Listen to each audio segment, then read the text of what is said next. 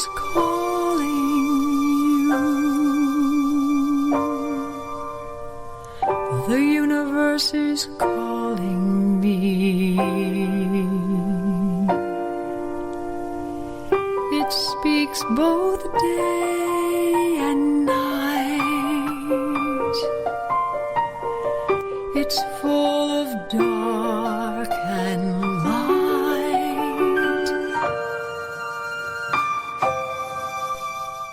Hello and welcome to Sky Tour Radio here on KGRA. I'm your host, Mark D'Antonio, and I'm joined tonight by Daryl Mason, who's going to be joining us tonight. Hey, Daryl, what's up?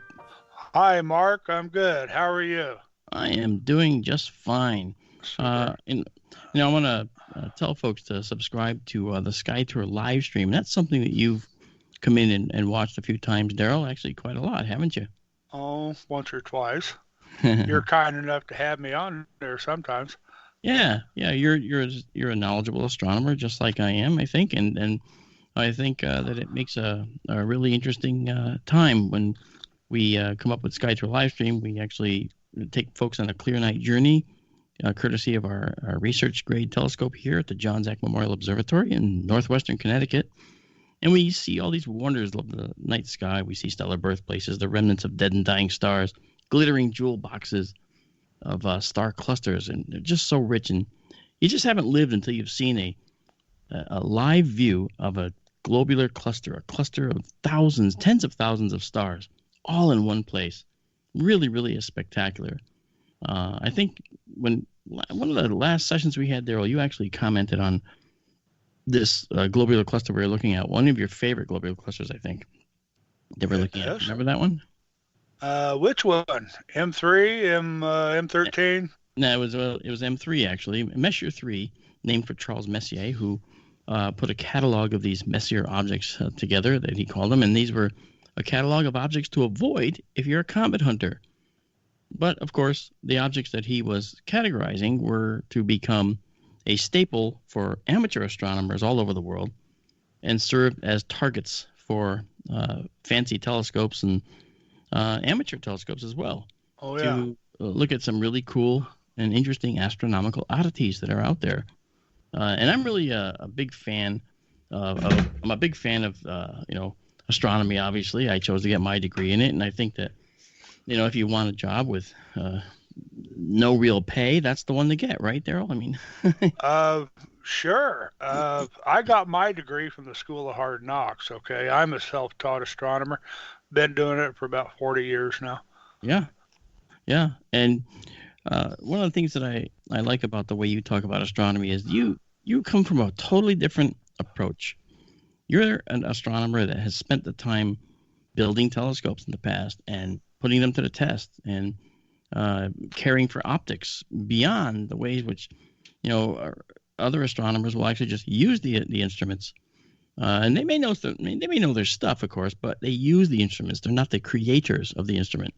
You actually, you did a very nice job creating instruments. You sent us pictures that were beautiful, which I'd love to share with our audience, but I'm not quite sure how this new chat is all working, so I'll have to wait on that until I can figure that out. But we'll get to it. Okay. But it's pretty cool. Hey, I got a new telescope on the way. And that's what I was leading to, and that's what I wanted to have you share with folks. Go right ahead. Daryl did buy a telescope. Yeah, well, I'm sorry. This is the first new telescope I have bought. Oh, golly. I would say the mid-'90s, but actually when I built that giant refractor telescope, I bought those, and that was back about 2004, I want to say. Right. So anyway, I got a new tube on the way. It's a Celestron 9.25 aperture telescope. It's the classic black version. Does come with the Starlight XLT coatings on the optics, and it's supposed to be here Tuesday. I have a mount waiting for it, and I will doubtless have angered the weather gods, so I will be in for months of cloudy weather, but I'll keep my fingers crossed. And I'll try to get some pictures in. Well, that's fantastic. In fact, what we can say is that you're actually having it shipped here so that I'll get all your bad weather you see, then you'll secretly get the telescope and be able to use it. Ah, there you go. Yeah, yeah. Oh, Yeah, oh, I rats! I have. just gave away the plan. Yeah. The 9.25, I've owned one Celestron, well, a couple of Celestrons, but my last one was an 8-inch mid 80s vintage when Halley's Comet was coming in. I got it specifically for Halley's Comet. Yep. And when the 9.25 came out years and years ago, well, I've heard so many good things about the scope. It's the Schmidt Cassegrain, pretty standard design, but they supposedly really hit the optical design out of the park, and supposed to be a very good performer. So I can't wait. You know what? I've seen it in action on P&K Space Imaging because Paul actually purchased a 9.25. Oh, did he? Yeah, and he'll bring that up and show the moon. And folks, you've never seen views of the moon unless you've seen them through a very, very good optics. And it's stunning to see what P&K produces off the moon. So do subscribe to P&K Space Imaging if you get a chance. Also, SkyTour Livestream, which is our channel on YouTube. That's where we see all these astronomical deep space objects. The deep sky is my home, and so that's where I live. And those are the objects I show you. The objects that no one really ever shows you, at least not live. And we actually do some really cool things. We've actually been able to do a little research in this dome, in our dome here, and we're planning on moving the dome to Arizona in the near future, perhaps in about a year and a half, and it'll be under a really, truly dark sky. But for now, we use technology to help remove any of the light pollution that we do have here. We have some, and the sky ends up looking really beautiful. And I think Daryl can attest to some of the photos that I've sent him that we've taken. Oh, yeah. And that he's seen us take live. Beauty. Yeah. Yep. Mark's been kind enough to share some of his end result photos, after digital processing and all that. And I'm sure y'all have seen them, on Facebook or elsewhere. But I don't do Facebook, and Mark is kind enough to send me some of his better images, and they're just knockout, I have to say. No, that's I should not do like you. Oh, but. Well, thank you. And we actually spent a lot of time putting that. I say we, being, I'm not saying the collective we. I mean, not just me. SkyTour Livestream exists because of a number of people that got into the loop to help us. Okay. We've got Canadian telescopes. They generated or built the dome that we have. Mead Instruments made the instrument that we have. My friend John, who unfortunately passed away some years ago, was doing this with me. This was actually our dream to do this as a team, and then add to the telescope lineup once it got to Arizona. And it's still the part of the project. We're just going to do it a little differently because unfortunately John's not here to do it with me. But it's going to work very well as it is. And now we've got several thousand subscribers now, and it's sort of taking on a life of its own, and we're very, very happy to see it. So, you got to check it out. And this is not an ad, by the way, for SkyTour Livestream, because we're not, selling anything. I'm just telling you, this is an astronomy show. So we will be happy to entertain your comments and your request to see objects in SkyTour Livestream. So if you look it up on YouTube, we're there. Just go ahead and subscribe. It's free, of course. And if you want to see some physical objects or get something from our store, now this is a little bit of an ad.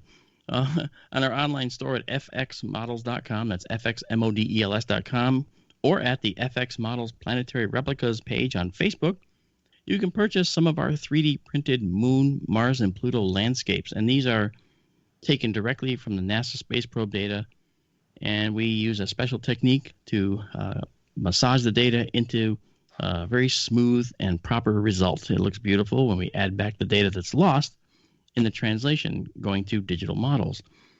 And you'll see what I mean if you look at the photos. And SkyTour Radio now has a call-in line. It's sponsored by the Paranormal app found on Google Play and on iTunes, so feel free to grab that. We'll be opening up the lines a little bit later. The number is going to be, and don't call now because we're not ready for that, but you may if you wish, and just hang there forever. It's 85-KGRA live. That's 855-472-5483. And that number will be available later, and I'll tell you about it later. And the phones won't be answered until we start taking calls. Also, if you call in later, we're going to give you a cue to call in and win some great swag courtesy of the saucerbrand.com, another sponsor here at KGRA. And we also have a KGRA email. So email us if you have any questions or comments to skytourradio@kgraradio.com.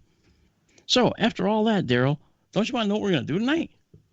I've been wondering all week, Mark. Yeah, You answered me today. It was kind of mysterious, I thought. Yeah. Actually, we do have an exoplanet roundup tonight, but it's a little bit different, as we'll get to. But then I'm going to do a very special discussion on finding our elusive visitors. If there are elusive visitors in the universe, where are they? And we're going to talk a little bit about where they might be and if they've already been here before. Now, this is a science show, so we're going to use some of the science that we know, and I'm going to speculate a little because that's what I do. That's why it makes sense to have me on KGRA, which is mostly or usually a paranormal type station. But I tend to speculate a little bit more because for me, the science is, it speaks volumes as far as the numbers of possible planets in existence in our universe. And it speaks reams of data. It gives us reams of data about these new planets that we find all the time. Okay, whether the Kepler data that's still being gone over very carefully, whether it's the Spitzer Space Telescope, whether it's TESS, which we'll talk about, and whether it's the James Webb to come up next year, hopefully. There's going to be a lot of ways in which we're going to be finding planets and learning about their qualities. So that, I think, is pretty much what we're going to talk about tonight. So we have that going on. And now, but for the Exoplanet Roundup, we're going to talk about something different. And Daryl, I think this is a topic that you might very well be interested in. It's a concept discussion about the age of the universe. Have you heard some controversy? I have had it. Well, do you think, I don't know if you've read any of the stories or studies actually that are out there, but the age of the universe might not be 13.8 billion years old after all. Really? This is news to me. Oh, good. Then this will be kind of cool. It might only be 12.5 billion years old. And why is this in the Exoplanet Roundup? Well, it's in the Roundup because, for one thing, we found an exoplanet that's just about 12 billion years old, meaning that it was in existence potentially near the very beginning of the universe. And that's really the only connection to the exoplanets other than the change in the age of the universe means that the total time available for a civilization to evolve to sentient intelligence in the universe has been shortened by, perhaps just about a billion years. Huh. And if that's the case, it means that this sentient races out there in the universe might actually be a little more efficient than we think.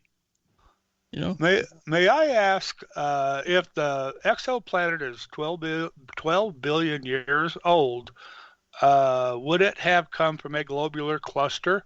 The older population stars that are in globulars? That's a good question. Okay. And the answer is not likely, but here's the reason why. First of all, globular clusters that actually Daryl's very fond of, like Messier 3 and Messier 13, and of course Omega Centauri, especially. Yes. Those particular globular clusters are very poor in materials other than hydrogen and helium. Which is what was making me wonder. Yeah. And planets are made from a lot of heavier elements that are made in the hearts of stars. So this is a perplexing finding. I'm not going to deny. The planet was found years before this age of the universe determination was made. Now, there is a range to this 12.5 billion years old. I'm going to tell you how they came about this too, by the way. 12.5 billion years old is the earliest that they think it could be. The latest is 13 billion years old. So it means that the planet could have actually been created, like I said, a billion years into the age of the universe, perhaps. And if that was the case, then perhaps there were enough stars that created materials from which planets could be made early enough on so that this planet could come into existence. It is a strange question nonetheless. And why do we suspect it's even 12.5 billion years old at a minimum, or at maximally 12.5 billion years old, minimally 13? Well, first of all, the rate of expansion of the universe tells us how old the universe might be. Now, why is that? Because as the universe expands, we see galaxies racing away from each other and us. That's called the velocity of recession. And that velocity of these galaxies speeding away from us gives us a clue as to where that speeding started from and when, if you just work backwards. And that's why we came up with, from the earlier analyses of these distant galaxies, we came up with 13.8 billion years at that point. But the fact of the matter is, okay, it's really a huge challenge to try and measure hundreds of millions of light years away to, say, 1% accuracy to get the right results. Now, there is a team that's doing that, and they're studying what we have talked about before. It's a certain kind of star in the galaxies that are what we call standard candles, because we know these stars very well, and their characteristics allow us to get the distance to the galaxies in which they reside.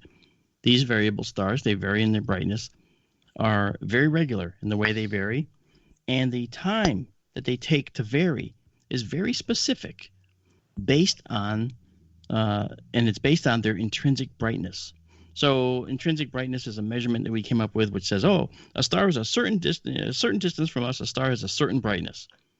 It's intrinsic. It's something built into the star. It's something that the star has as a characteristic. And are you talking Cepheid variables here? I am indeed, and that's exactly right. And by studying these Cepheid variables, these variables, they vary a certain way, and based on the variance, the time, the period of time it takes for the star to dim and brighten again, we can get its intrinsic brightness. And there's a team trying to do this with an accuracy that's only 1% off. I mean, it's a really, really tight accuracy. And they're finding something very strange. They're finding that these Cepheid variables are telling them that the speed at which these galaxies, and they get these, the Cepheid variable gives you the exact or relatively close distance to these galaxies. Then we measure the velocity that they're racing away from us, okay? And then we can work backwards from there. But by doing these new and beautiful analyses of the distance to these galaxies, we determined that the universe is actually expanding 9% faster than we thought. Okay, and it means that these galaxies are speeding away from us and every other galaxy at a higher rate than we thought. Now imagine a balloon that you just partially blow up so you can draw some dots on it, and you make little circles all over it, little dot, dot, dot, dot, dot. And you remember Amanda did this actually for, I think it was a Sky Tour Metaphors, and she drew the dots on the balloon, as I mentioned in the talk. And then when she blows it up, you see the black dots on the balloon that you drew on the balloon, which are very close when it's not inflated, all moving away from each other at a high rate of speed, well, as you blow it up, and from you blowing it up. So what does that mean? It means that if the balloon represents the fabric of the universe, the galaxies are just going along for the ride. So it's not the galaxies that are spreading out in space. It's space itself, which contains the galaxies, which is spreading out. And they're going along for the ride, like I said.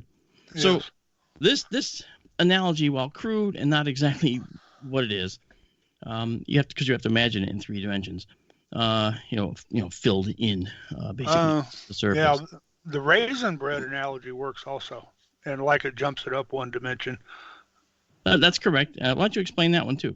Well, the raisin bread analogy, imagine you just made a loaf of bread and you stuck a bunch of raisins in it. You set it to rise and then you bake it.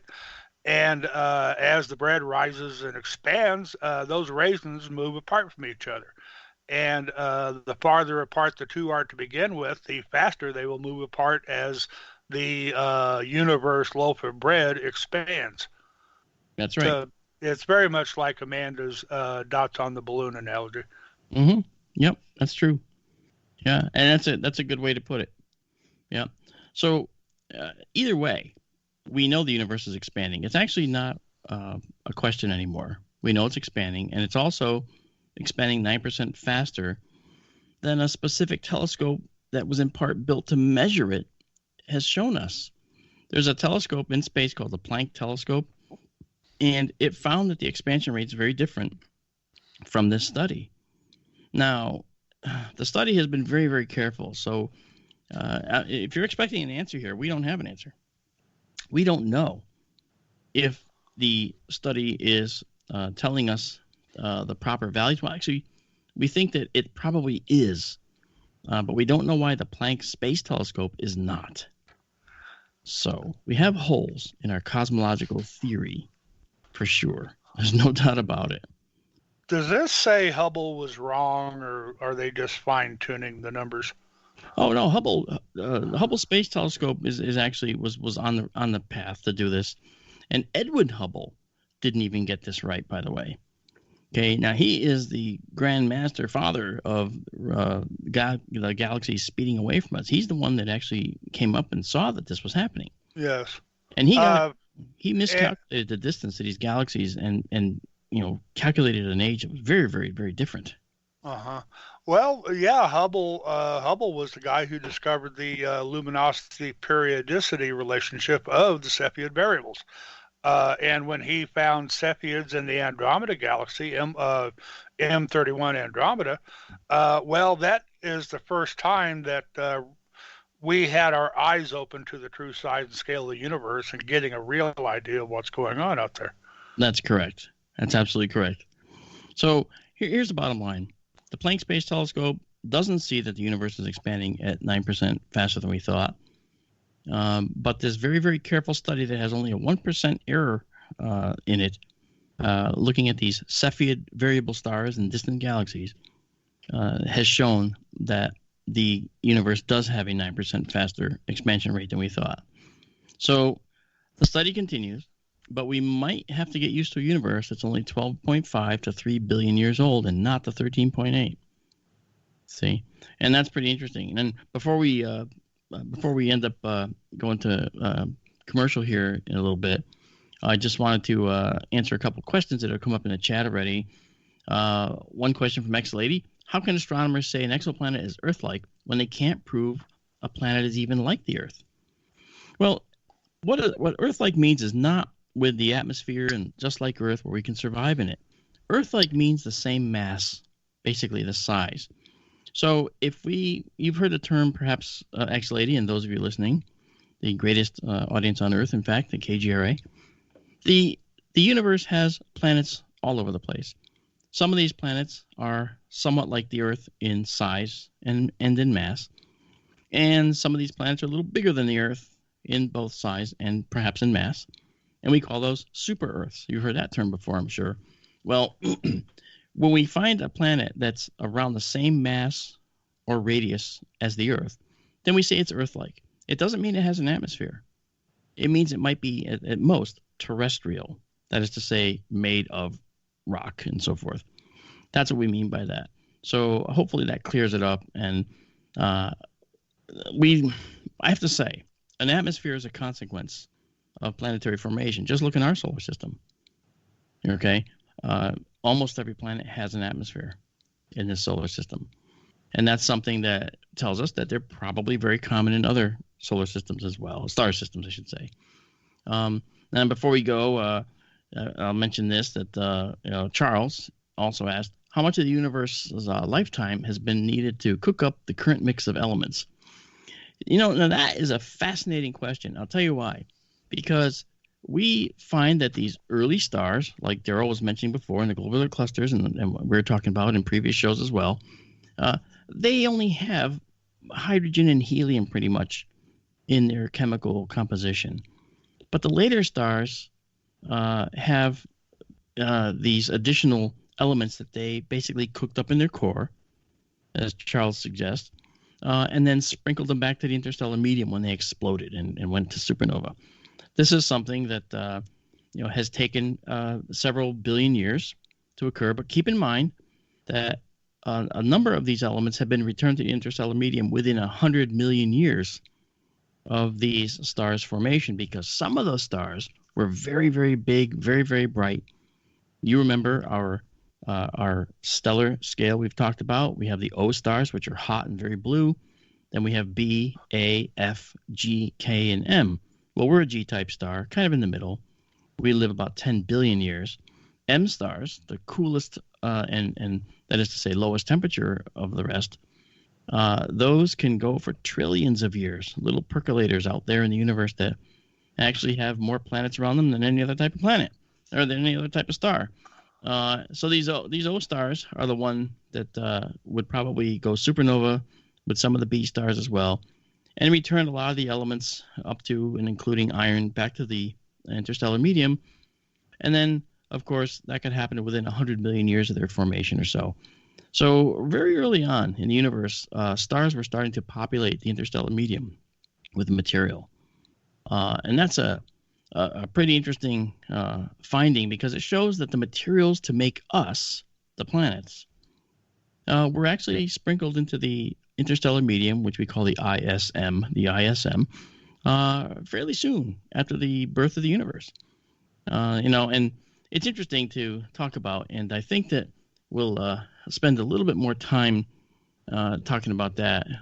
But when we come back, we're going to carry on and go into our discussion of finding these elusive visitors here, if they actually exist. I'll be right back. It's Sky Tour Radio, and you guys are a wonderful listening audience, and Daryl and I are very appreciative that you're here with us tonight. We'll be right back.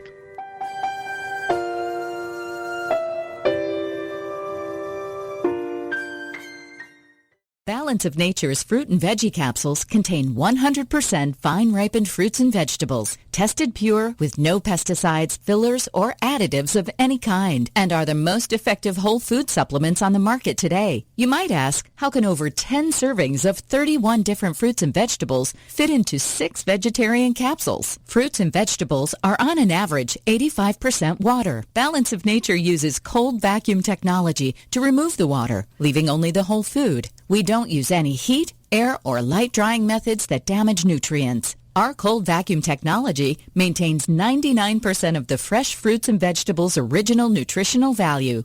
Along with diet and exercise, Mother Nature provides fruits and vegetables to help us maintain good health. To order, go to balanceofnature.com or call 1-800-246-8751. That's 1-800-246-8751 and use discount code TALK. Okay, nurse, let's get this man to the ER stat. Right away, doctor. We see this every day. Heart attack or angina pain due to blocked and clogged arteries. Chelation can remove obstructions or blockages from arteries and help avoid painful and expensive surgery. Now there's Angioprim. It's a liquid oral chelation product that you take with juice. You start to feel the results fast. Angioprim increases blood flow all over the body, and that means more energy and strength to take on the day with less aches and pains. 60 years of research has gone into chelation, and Angioprim is the result. A safe and easy way to unblock your veins and arteries from buildup that slow circulation. Paging Dr. Jones. Please report to the emergency room right away. Log on now for a special radio offer from Angioprim. That's angioprim.com/radio. ANGIOPRIM. Angioprim.com/radio or call 877-882-7221. That's 877-882-7221. You know, food was different 60 years ago. It was minimally processed, free of pesticides. It was nourishing and healthful for your body. Today, GMOs, pesticides, herbicides, and heavy processing have depleted the nutrition of our food supply, which takes a toll on our health and energy. It's harder than ever to get the right nutrition. That's what Life Change Tea is meant to counteract. Our specially blended, powerful herbal formulas can give you more energy without caffeine. It's a mild cleanse, a mild daily detox. A good detox can help revive and bring back the energy of your youth. GetTheTea.com is the website. It'll cleanse you from the inside out with this herbal proprietary formula. Go to GetTheTea.com. There's no fillers, no GMOs. It's organic. Not available in stores. You must go to their website, getthetea.com. And their supplements are a great way to maintain your health. Read the testimonials on the website. Go to getthetea.com. That's getthetea.com. Mainstream media's most wanted. KGRAradio.com.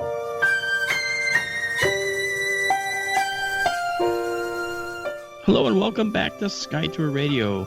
I'm Mark D'Antonio, your host here on KGRAradio.com, and I'm here with Daryl Mason, and we are going to continue with our discussion of being a lonely speck of dust in the universe. That's kind of what we are, isn't it, Daryl? Yes, we are. Yeah, it's sort of and remember Carl Sagan called us a pale blue dot. Yeah. My favorite astronomer. Yeah. Yeah. I read all of Sagan's books back when I was cutting my teeth and all this stuff. Yeah. Great books. Maybe a bit dated today, but they're still great books. Oh, yeah. I mean, the fundamental stuff has not changed. The fundamental tenets of astronomy have not changed. This is true.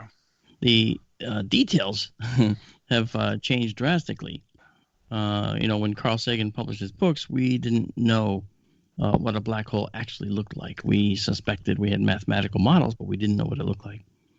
We knew about Cygnus X1 and a few others, but we didn't know what it actually looked like.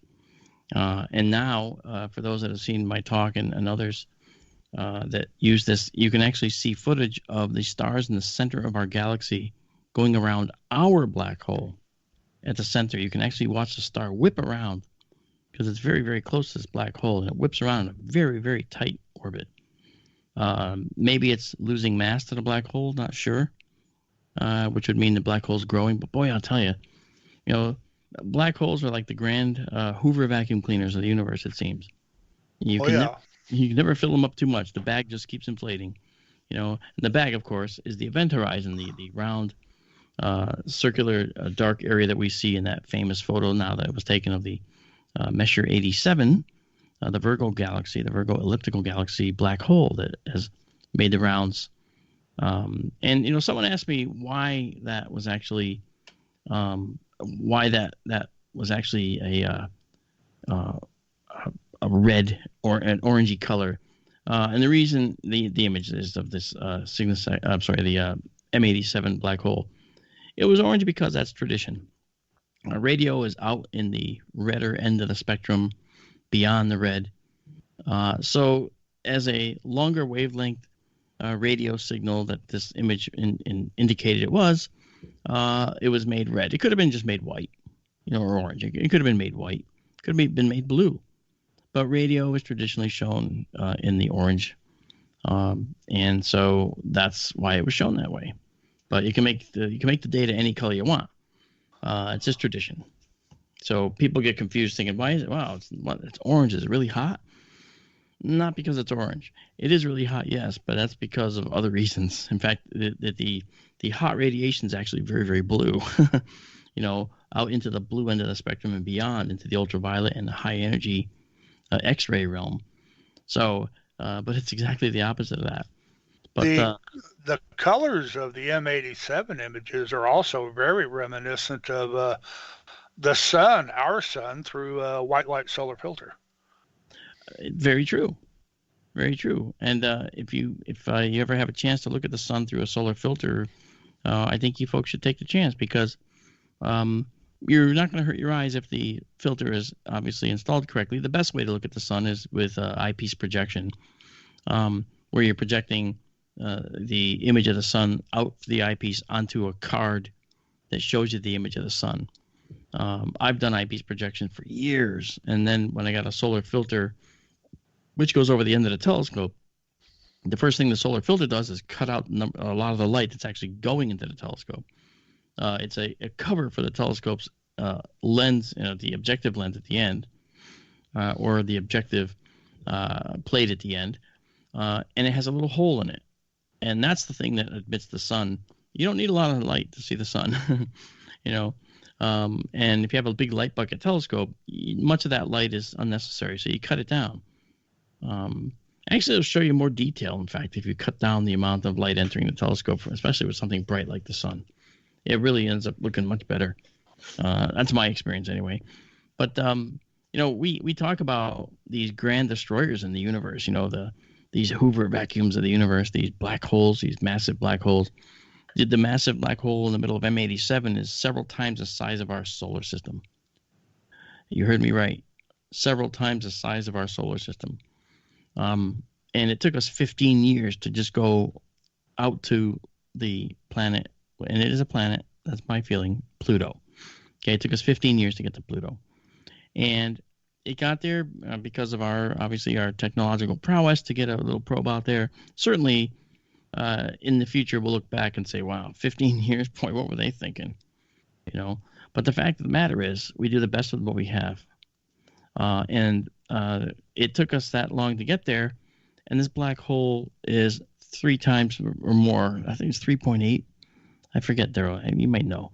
But it's like almost 4 times the size of our solar system. I remember that it turned out to be relatively so small compared to the size of the galaxy that they're seeing short-term phenomena. You're not talking millions of light years like the distance to M87. You're talking things happening on the order of light hours or light days. Yes, that's right. And we measure like the time that it takes light to get to us from the outer planets in light minutes. Okay, for instance, Mars. Depending on whether Earth is on the same side of the sun as Mars, because Earth goes faster in its orbit than Mars does, we might have as little as 4 light minutes for a signal to get to us from Mars, or to Mars from here, or as many as just over 21 minutes to Mars. Light minutes. The light from the sun takes about 8 minutes to get here to the Earth. So it's kind of a fun thing. Well, fun for me anyway, as an astronomer. Radio transmissions from the New Horizons craft at Pluto took like 9 hours to get back here, didn't they? Yeah, it was long. So it had many light hours to Pluto. That's right. And Ultima Thule beyond, it was just a little bit longer. So if you can think about the fact that at those speeds, the light travels 186,282 miles per second. That's how fast light travels. Now, what does that mean? That means that if you could make it happen, you could get a light signal to go around the Earth 7 times in 1 second. They could go all the way around the Earth. They could start it in, say, Washington, D.C., head west, go past Los Angeles, go across the entire Pacific, go through China, go through Europe, wing its way through the Mediterranean, out into the Atlantic, come all the way around the Pacific again, and then or the Atlantic rather again, and come down into Washington, D.C. again, all 7 times in 1 second. Think about that. Superman did that. He did, and he made time go backwards too. Remember that? Yep. Yes, he unwound time, which was like, as a kid, I was like, wow, that's pretty cool. And of course, when I realized later on in science that was not going to happen, I was like, oh, that was pretty cool, but it was all fantasy. So, and the funny thing is, we talk about science as being this savior for our planet, and it's going to save us. It's going to be the rigorous application of science that gets us to these other planets out there, not at the speeds that we travel to them now, because at 15 years to Pluto, that is not going to be a reasonable speed to get an entire population off this planet when they need to go.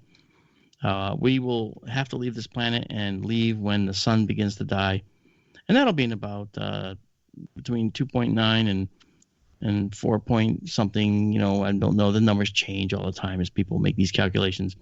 Roughly 5 billion more years, overall, and before the sun will start to die. And when it does, we'll have to have been long gone by then. Otherwise, we will be long gone regardless, because Earth will be basically absorbed into the sun as it swells into a red giant, as it begins to go through its death throes. And when that happens, we better not be here, So we are focusing on finding life elsewhere. In fact, it's not just some of us astronomers that are doing it. It's NASA. NASA has missions to Mars, missions to Europa Plant, missions to Saturn, Jupiter. Jupiter had Juno, Cassini, Saturn, and Galileo to Jupiter.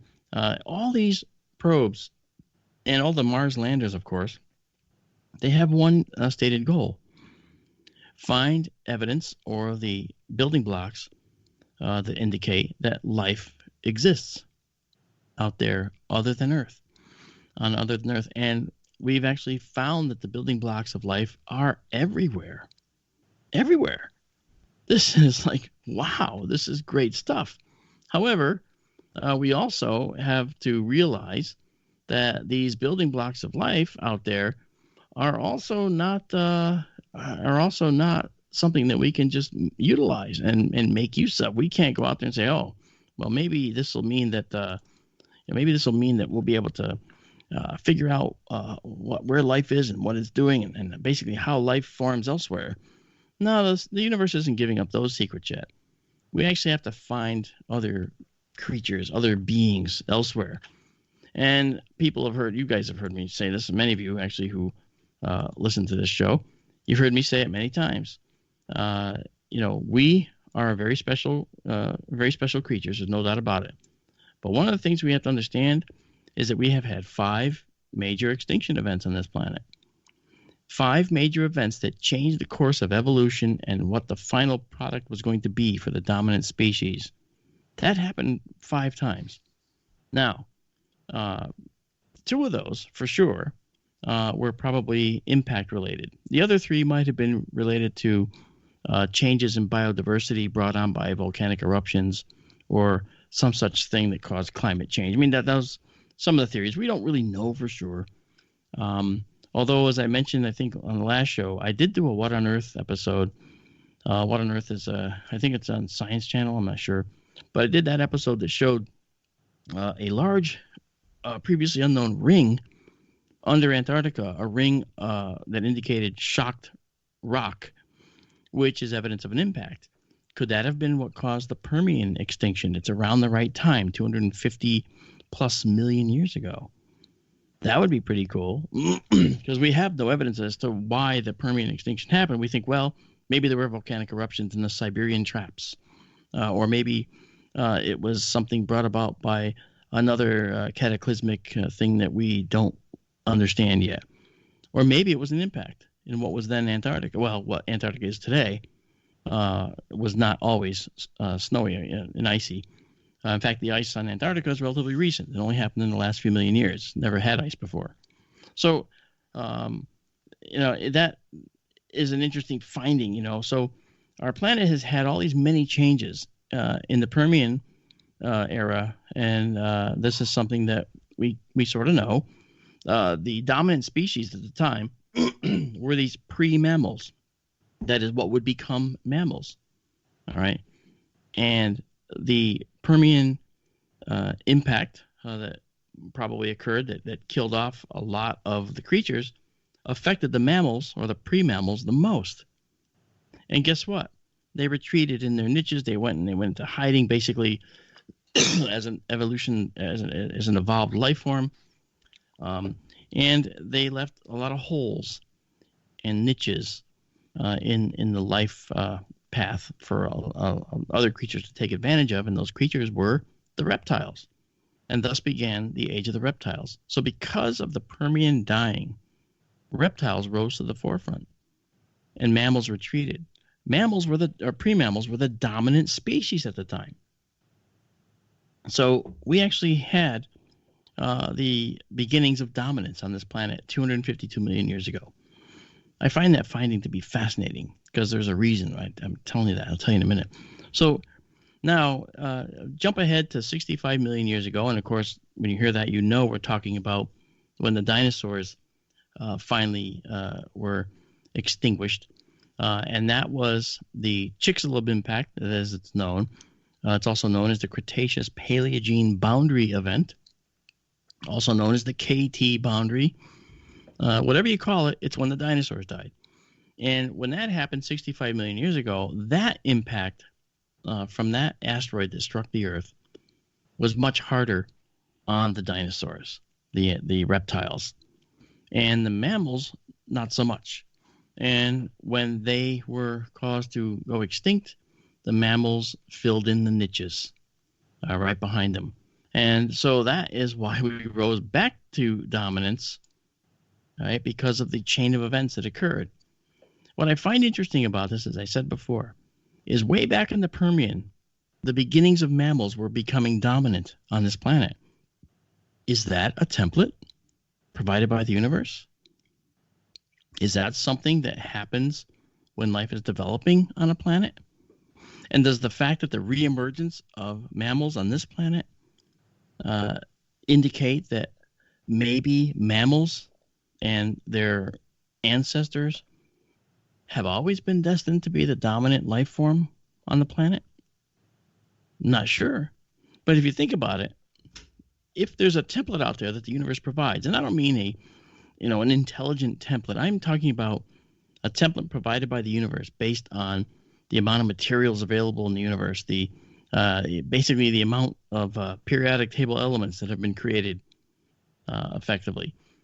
If that's being created, and if we have carbon, hydrogen, nitrogen, oxygen, phosphorus, and sulfur, what we called chomps in one of our other shows, if those are available, and if DNA is a template, then it seems to me that perhaps mammals are destined to be the dominant life form, perhaps, on a planet like the Earth. So would this happen elsewhere? That's the big question. We don't know. We don't know. I don't know. You don't know. I don't have any idea. But the fact is, it's a lot of fun to talk about. Now, we are pretty interesting looking from a distance. We have been, in spite of Stephen Hawking's protest that we should not announce our presence to the universe, we've been doing so for just about 2 billion years now. Because that's about when the oxygen built up to a certain level and didn't get depleted by, going down into the crust and bonding with elements and so forth. I mean, that is what depletes oxygen in an atmosphere. It starts to bind. I mean, oxygen loves to bind up with other stuff. It loves to bond with everything it can find. It's a very versatile element. It's an oxidizer. And we've talked about this. That's why it happened on Mars. Fe2O3, iron, 2 iron atoms and 3 oxygen atoms make Fe2O3, and that's rust. And that's exactly what Mars has. All the oxygen that got loosened from the H2O molecules in the atmosphere of Mars that were split apart by the ultraviolet light hitting the Mars atmosphere, the hydrogen escaped and the oxygen went into the crust and bonded with iron and made rust. So Mars is red. No surprise. Exactly. Yeah. And so when we look at how the Earth works, we have been announcing we have an oxygen atmosphere that's not going away for billions of years. Now, if you're a civilization that is based on a template for carbon-based life, which is what we are, then I would say, well, I think that it's important to understand that if we're an alien civilization, let's look for other oxygen planets. Let's look for planets that have oxygen in the atmosphere because it doesn't belong there. It wants to leave the atmosphere. It wants to run down into the crust and bond with other things. And in other words, let's look for planets that are in what we call disequilibrium. They're not in equilibrium. We have an overabundance of something that should not be there. And it's being replenished by life. So if you're looking for life in the universe, just find the oxygen planets. See? And again, we know that now. And as I said, we're only a few thousand years into our written history. From ancient Sumeria, as I've said before, that's when written history pretty much started. I'm not counting cave, paintings and so forth and petroglyphs. But that said, we are only a few thousand years in, and we know that we should look for oxygenated planets. Well, an alien civilization that's been around for 150,000 years beyond us already knew that centuries, eons earlier. And they've been looking for it, if not having found it. And guess what? We are a pale blue dot, yes. But we are a very bright pale blue dot. We stand out like a sore thumb. If you look at our solar system, there's only one planet that you would notice that has any significance whatsoever. And that is the planet that is in the not too hot, not too cold spot, what we call the habitable zone, right? The planet that's actually got an atmosphere. The atmosphere is made up of building blocks of life, carbon-based life. And, I know that I'll be accused of being, as we've said in other shows, a carbon bigot or a carbon chauvinist. But guess what? It's a template. It's something the universe provides. So it's not just going to provide it to us. It's going to provide it elsewhere. So it's not too far-fetched to say, hey, let's go look for life like us. We don't know about life not like us. My good friend Paul Eno from Behind the Paranormal, he likes to talk about life not like us. And Paul and I are good friends. We also talk about the multiverse and the possibilities of a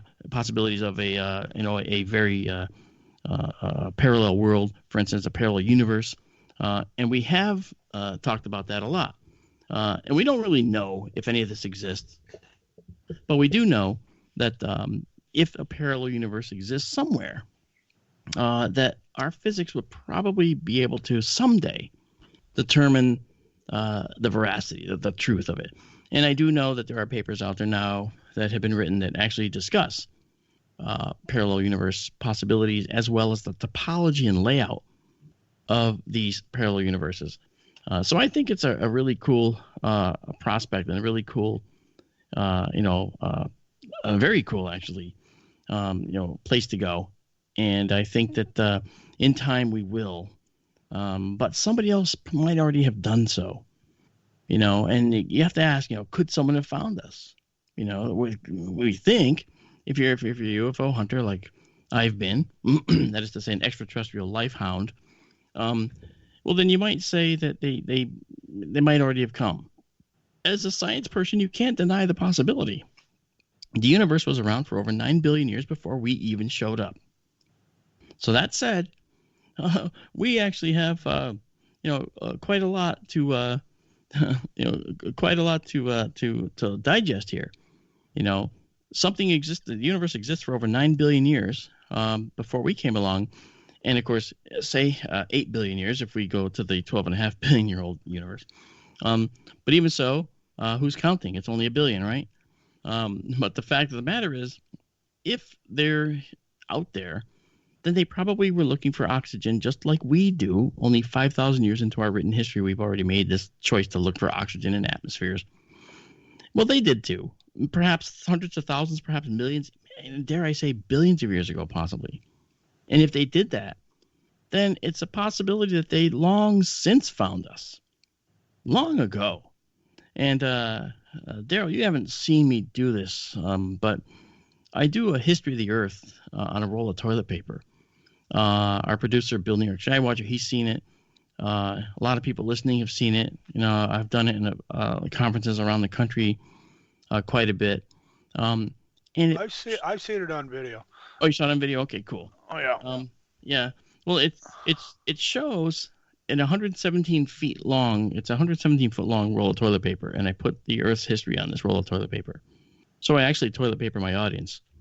Well, they seem to like it, And it starts and it outlines all the events that occurred, not all, but many of the major events that occurred on the Earth. The first pollinators show up, the moon forms, where the Earth forms, cyanobacteria, the first blue-green algae show up, several billion years ago and start oxygenating the atmosphere. And it goes all the way up to present day, to us in the room. I modify it for every talk. And the thing is, this shows how life on the planet developed. And when you see over 4.6 billion years, you say, wow, at anywhere along that point, an alien race could have wandered through here. At any point. And if we're really that much of a blue beacon in the universe, then perhaps they keep coming back. We don't know. We can't say that's not true. We can't say it is true. We don't have any tangible evidence, really, of it. If talking to our good and wonderful late friend, Stanton Friedman, he would beg to differ about the tangible evidence part of it. And I don't disagree with that. I mean, we really should look at this evidence.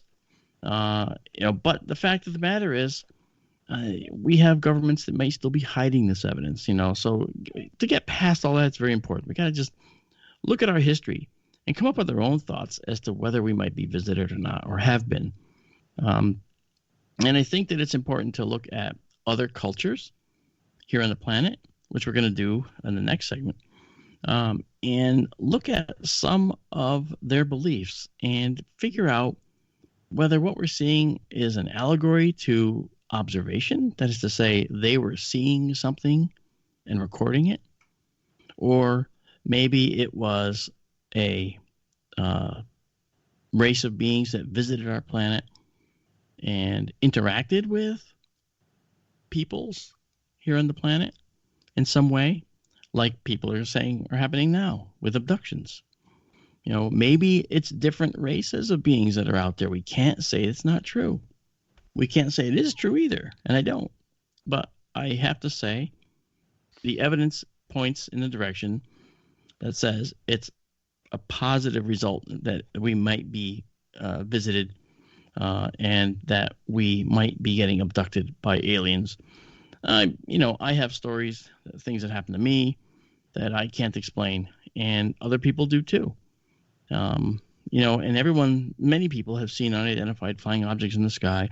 And, you know, they could be meteors, they could be satellites, things like that, or even aircraft that are running without their lights. I've seen that too.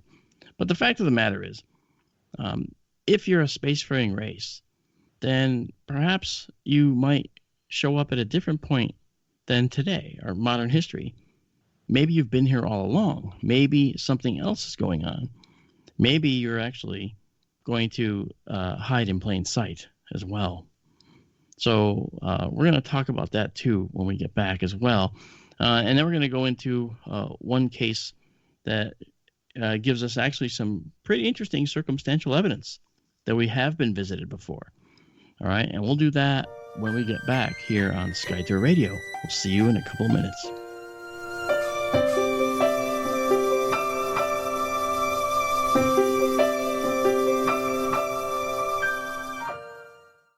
It's Thursday night, and you're grabbing drinks with some friends. Started off with a pitcher for the table, which quickly becomes two. There's pool. And there's the photo booth. All right, everybody squeeze in. Say cheese! Followed naturally by an order of wings. And another. Can we get some extra ranch sauce? Then there's the ceremonial nightcap. So what are we doing this weekend? And lastly, it's back to the car, which, if you're buzzed,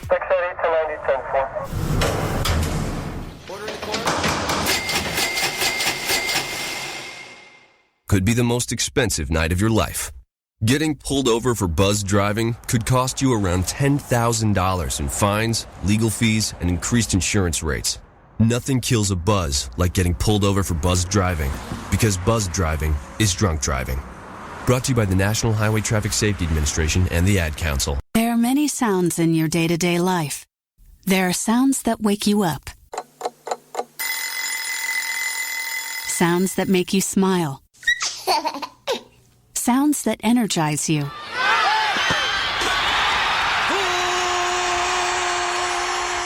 And sounds that help you relax. But there are some sounds that can alert you to danger and can help save lives. Wireless emergency alerts, now on many mobile devices, use a unique sound and vibration to bring you information about severe weather events, Amber Alerts, or other emergencies in your area. With critical information from local sources you know and trust, you can be in the know, wherever you are.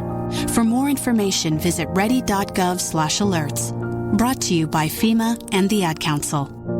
Hey, is that a new music app? Yeah, check it out. Surfer Music Discovery. It links to thousands of online stations, but the twist is you see the song names and artists that are now playing live. That's different. No guessing. Looks like a waterfall of music. So many formats. Rock, oldies, country, R&B, jazz, and a whole lot more. How's that spelled? Surfer. S-U-R-F-R. Is it expensive? It's free. No need to sign up or sign in. Get the Surfer Music app free from Google Play or the App Store. So, you love talk radio? Then you'll love TalkStreamLive.com. TalkStream Live is always on, 24/7 with the best streaming talk shows. Find your favorite talkers and discover some new ones. It's free, readily available online or on mobile with any smartphone or tablet. Finding your favorite talk shows all in one place has gotten a whole lot easier. Just go to TalkStreamLive.com. Be sure to download the free apps from Google Play or the iTunes App Store. Hey everyone, this is Nick Redfern and you're listening to Sky Tour Radio with Mark D'Antonio on the KGRA network, and so are the Men in Black. You listen to us and we listen to you, and so does the CIA. KGRARadio.com.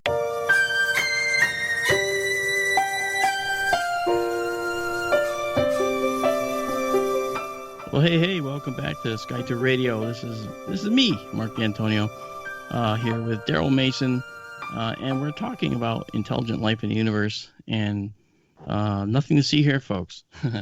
Well, actually, the truth of the matter here for us is that we were talking a lot about, civilizations, how they might find us, and they'd see the oxygen in our atmosphere. That's a very big one. But, in our history, we have stories and myths. And these stories and myths are the foundations of many different belief systems. They're the foundations of religion in some cases, myth, part of the myths of culture. But there's one in particular that I am fascinated with. And it's a myth that comes from the Kimberley region of Australia, Western Australia. And it's called the Wandjina. And that's Wandjina, sometimes spelled Wondjina. But Wandjina were basically star beings. They came from the sky, they lived in the ocean, and they had mastery of the water. Now, that's pretty specific.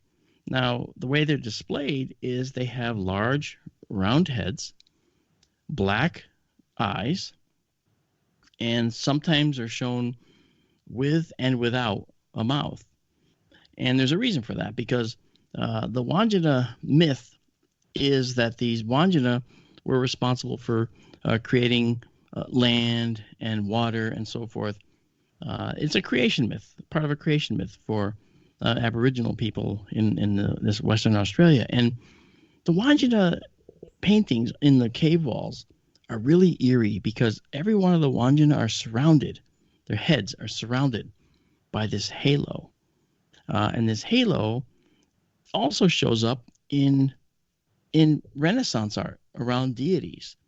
It shows up around the heads of warriors in Italian cave pictographs, right? Valcamonica in particular. And it shows up in other artwork all across the world amongst different cultures that never talk to each other. The Wandjina myth is 4,000 years old. And it really strikes home when it makes you think that perhaps this and the halo object around the heads of the Wandjina and around the other creatures seen elsewhere in the world was actually an observation that was put to paint and made into a visual image of what they saw. Why would they put halos, for instance, around the heads of their deities? I don't know. I don't know the answer. My personal feeling is I'd love to research it and see. I'd love to get the answer. I don't know if we can. To see if it's actually based on this observation of having seen beings that had this halo. What was the halo? Well, maybe the halo was a mechanism to keep germs away from their faces or something, or maybe if it was a real thing. I don't know. Maybe it was a breathing apparatus. Yes, and I would think that if it could be, it could also be a breathing apparatus. But I'd have to say that it was probably something that was more, again, based on the advanced nature, probably not a solid helmet. I don't think it was a solid helmet. I would imagine it's some type of field, electromagnetic field that is kept around the head to either like a force field. We actually are investigating force fields ourselves. This little fledgling race called humans. We're actually looking at things that do force field work as well. And this is something that might have been perfected after, say, 10,000, 100,000, million years by other beings elsewhere. Now, the interesting thing about this Wandjina myth, these beings who came from the sky and lived in the ocean, is that according to the myth, two boys were torturing this owl to death. And the Wandjina were very upset with that because part of the creation myth is that the Wandjina also created the owls and created other creatures. But in revenge, the Wandjina destroyed, through a flood and their mastery of the water, the village in which these boys lived. Now, that sounds like, petty retribution, but it also speaks to the myth because of the fact that the Wandjina, why would they care about the owl per se? Well, if you ever saw a gray alien, which is what the Wandjina kind of look like, and you saw an owl next to each other, and I show this in my talks, you'd actually see that if you squint at it, you might see, wow, it looks like either two gray aliens or two owls. They are something that looks similar, and maybe the owl is what it became. And maybe it really was a small gray alien. We don't know. But the Wandjina myth is persistent, and I find it to be fascinating. And I think that it's something that, if anyone has any questions about that, go ahead, send them on in or call. The question I ask is, was it really an owl? Was it an owl, or was it possibly something else? One of these great aliens. Yeah. There are other things like the Australian paintings of the Wandjina. Yeah. If you look at the Kachina figures down in the southwest United States, Native American tribes, and on a whole different level, I used to have a rubbing taken directly from the Aztec guy flying a spaceship. Okay. Yes. And it was just too cool. Well, were they really showing somebody, an alien, supposedly flying a spaceship? Don't know, but it sure looked like it. Yeah, that was very interesting. And there's a lot of theories as to what that could be, and I actually used that in a talk I did, I think in Denver, where I discussed it. And I did that in the same talk. I talked about the Vimanas in the Temple of Abydos in the Valley of the Kings in Egypt, where it looks like there's helicopters and boats and modern vehicles. Yeah. But and this is where you got to do your research, right? I don't know about the rocket man. I do have a whole study on the whole rocket guy and whether it's actually a rocket guy or just a guy manipulating the controls of the planet. But in terms of these spacecraft and things that look like the modern Apache helicopters in the Temple of Abydos, those were actually the result of when you have these archways had designs put on them for the pharaoh that was buried there. And if that pharaoh fell out of favor, they'd get plastered over. And if a new pharaoh came in and buried, then he would be his it's called a palimpsest. His saying would be put up over the archway. And that's what happened in this particular case in these in Temple of Abydos. The earlier palimpsest and the newer palimpsest were blended, and some of it fell away, and some of it left behind shapes that look remarkably reminiscent of something modern. But it was a blend of two palimpsests across thousands of years. So that is why that appeared. And you can actually see which object it was. And I have a nice little image that shows the earlier one in completion and the later one in completion. And when you put them together, you can see where the other objects come from. It's really kind of cool.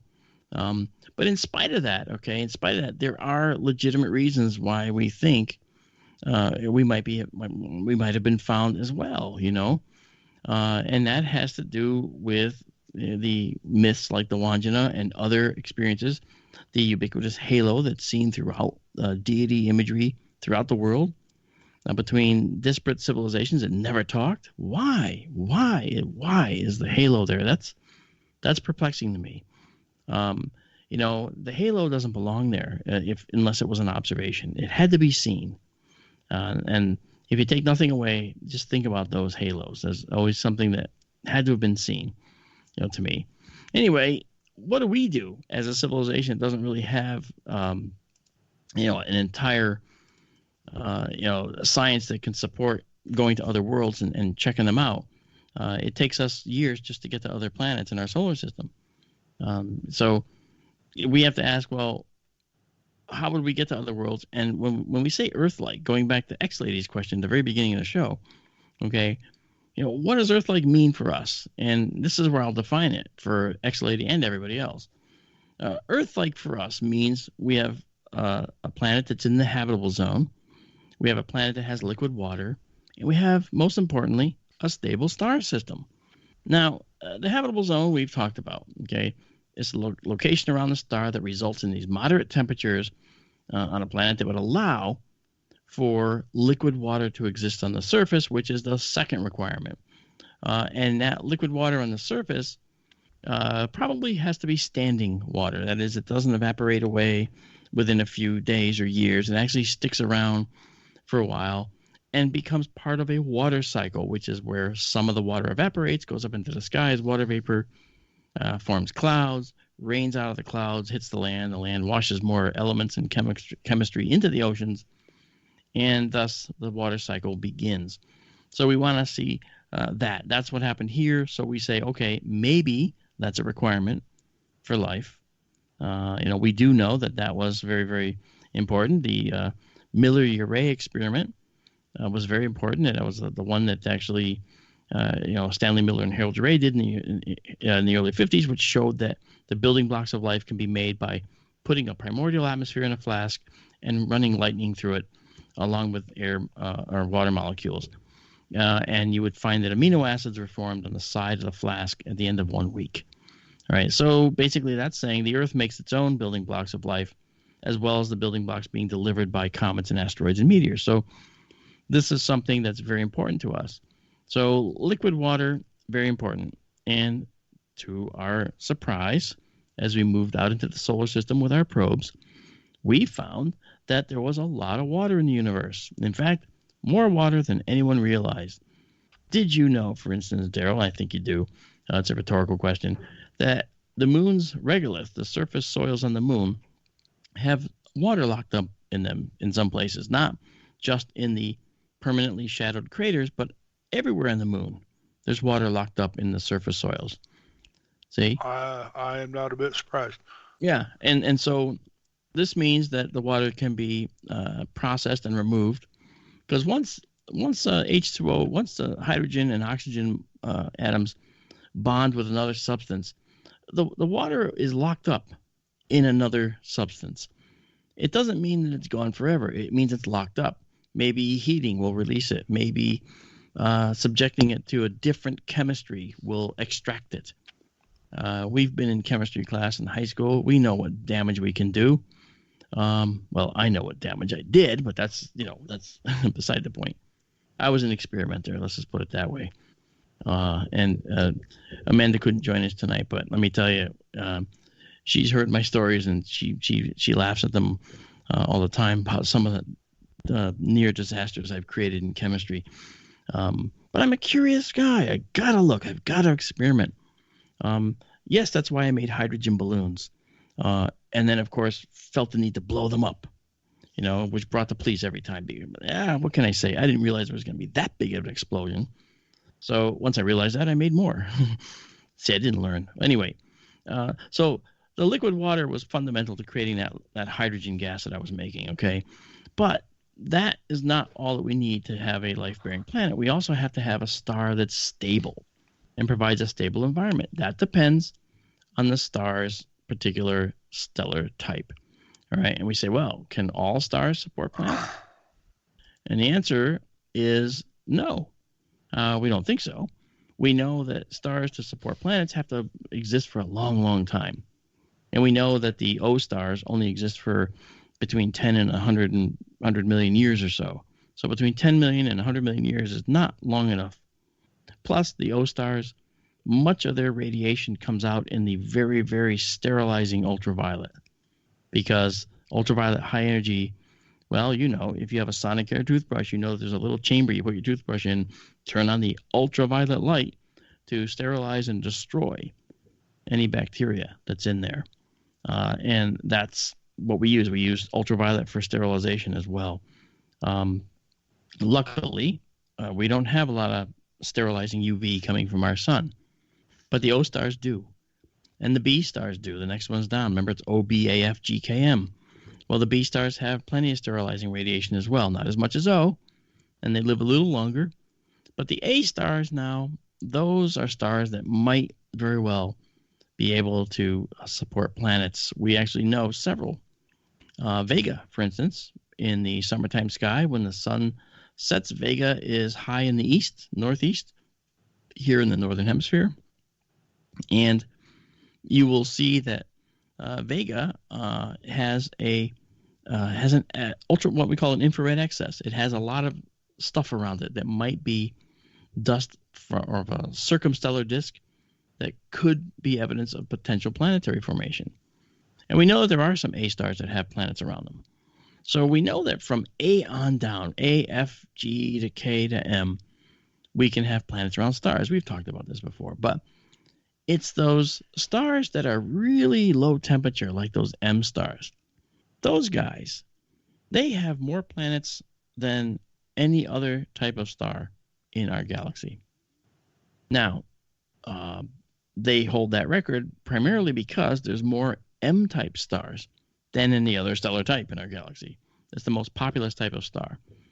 The only trouble is you can't see a single one of them with your eye. If you go to the darkest place on Earth and look at the beautiful sky, you'll see what you think are millions of stars. Actually, it's only a few thousand. Yep. But, you know, if you look in the sky and see all those many stars, you will not see a single M star because the M stars are too faint to be seen. They're all very, very small. It's more sensible to talk about Jupiter and its moons when you compare an M star and its planets to our solar system. It's more sensible to talk about how Jupiter and its moons interact than the sun and its planets interact when you talk about these M stars. And actually, there was a star found that's actually smaller than Jupiter. And that's pretty impressive. That just means a star is a lot more dense. Jupiter's not remotely dense enough to ever become a star. What it is what it is. And it's got to be 80 times heavier, more massive, I should say, before it could even consider, undertaking hydrogen fusion in its core. And because there's no mass like that out there, even if all of Jupiter's moons fell into Jupiter tomorrow, there wouldn't be enough mass to undertake fusion. So we don't have that possibility with Jupiter. But if it was denser, Jupiter's like puffy. It's a puffy planet. But if it wasn't puffy, if it was very dense and very concentrated in the center, then it might be a lot smaller, and it could undertake nuclear fusion. But right now it can't, and it won't ever. All right. So stars come in all varieties of shapes and sizes, of course, but these types, the A, F, G, K, and M, those stars are the ones with planets. We're a G-type star here. And as a G-type star, we're actually kind of in the, on the way toward cool.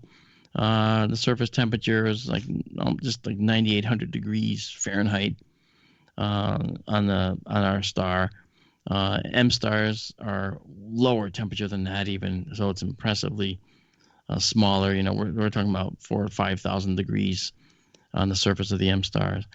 And they will just sit and percolate, but of course their planets are a lot closer, all right, because they're smaller, so everything's closer. And of course that leads to the possibility that all the planets around an M star will be locked with the same face facing the star as they orbit, which is also a problem because that means that the planets will circle the star in a matter of days. Mercury takes 88 days to circle the sun, for instance. And one of the M-star planets we found 7 planets around TRAPPIST-1.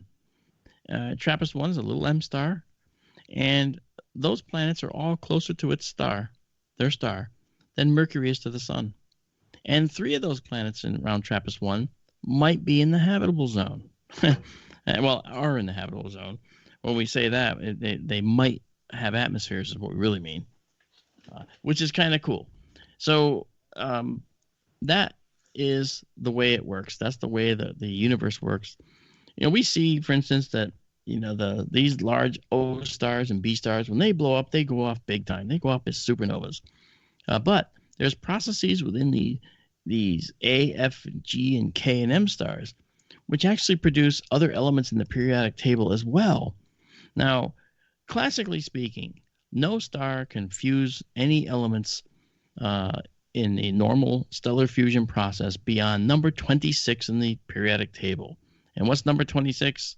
Iron. You got it. Yeah. And so this iron, in fact, it's an isotope of iron that gets fused. This only represents, the first fourth or fifth of the periodic table. So where do the others come from? Well, the others come from other processes. We have a star like the sun, for instance, is a G-type star. Our sun, when it does nuclear fusion in its core, it may maybe get to carbon, hydrogen, helium, okay, down, then you have lithium, beryllium, boron, and then carbon, okay? Now, because of the instability of these previous elements, then you tend to not see a whole lot of lithium created in a star, or beryllium. Maybe a little boron, but, in earnest, you can get carbon, which, as Daryl had mentioned before, I actually said it off the air, but I'll say it again. Carbon is the most versatile element, an atom in the entire periodic table. It's the granddaddy of all atoms. It can bond with many, many, many more substances to form many, many, many more compounds than anything ever before. And that's what's interesting. Now, this means to us that if we're looking for planets, we want to look in regions of the universe where the materials are very, very rich for the creation of planetary systems. And that means we'll probably look in some of these nebulae that are out there. But the nebulae are also, rich in hydrogen gas, which could be getting ionized by the ultraviolet radiation, which comes from these young newborn stars out there. So where do we find these? We find these stars everywhere we look in the sky, but they're usually, by the time we get to them, they're alone. They've migrated away from their cluster that they were born in. Most stars are born in clusters. We were, and then we migrated away. There's some thought that maybe we were part of the Ursa Major, that is to say the Big Dipper, on the stars in the Big Dipper at one time, but we're not sure. But the fact is, we're kind of all moving through space together. So maybe we were all together at one time, and then we migrate away from each other, from the constant gravitational tugs from all the other stars around us. But that migration away is pretty much what it looks like when you've been around for 4 billion years or so, and you migrate away from your base cluster where you were formed. So, as we said before, we are a beacon standing out like mad in the universe, and an extraterrestrial species is going to look for us, and they're going to find that we have a planet rich in materials that were created in the hearts of other stars, and we will find that when we find them, we're going to find the same, I believe, and most likely, well, certainly in their chemistry, in their periodic table, if they've made one, I'm sure they have, carbon will also be one of the most prolific elements in their table as well. They will have found that carbon bonds with almost everything. Think about this. We're DNA, deoxyribonucleic acid. And it's all based on this thing we've talked about before, what's in that CHOMPS thing, carbon, hydrogen, nitrogen, oxygen, phosphorus, and sulfur. Sulfur's in the bones. Well, the fact is, the CHOMPS thing is in existence here as it will be elsewhere. In our solar system, yes, and in other star systems, yes. All right. And so it's very important to understand that all the elements created in these other stars go in to make the planets eventually. And however we find these other planets, which we do using the Kepler Space Telescope, TESS, the Transiting Exoplanet Survey Satellite, or coming up hopefully next year, the James Webb Space Telescope. These will find the new planets. In fact, Kepler was the workhorse that started it all. And then when Kepler died, it lost something called a control wheel. It had 4, it could run on 3, but lost 2. So it couldn't point accurately anymore. And so Kepler was pretty much done. But until an engineer discovered that, hey, let's use the solar flux, that is the impact of the solar wind, as a control wheel, and then recalibrate the other 2 wheels to work with it. And then we can bring Kepler back. And they were like, let's try that. And it worked. And that was the rise of what's called the K2 mission, Kepler reborn, basically.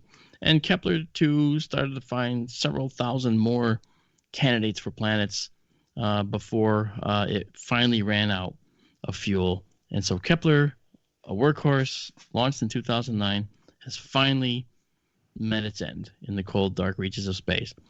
And not before, though, giving us over 4,000 planets to play with. Juggling, I can just see us juggling planets like juggling balls and checking it out.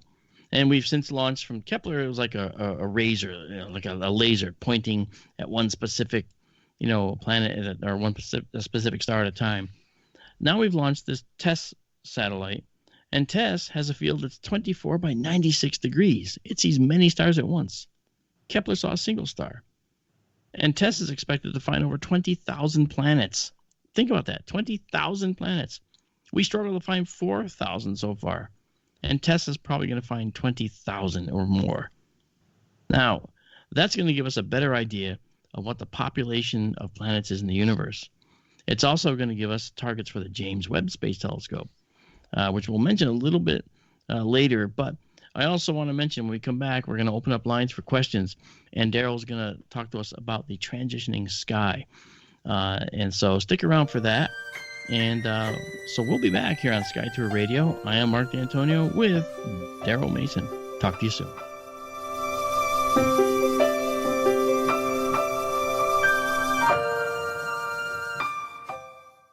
It's Thursday night, and you're grabbing drinks with some friends. Started off with a pitcher for the table, which quickly becomes 2.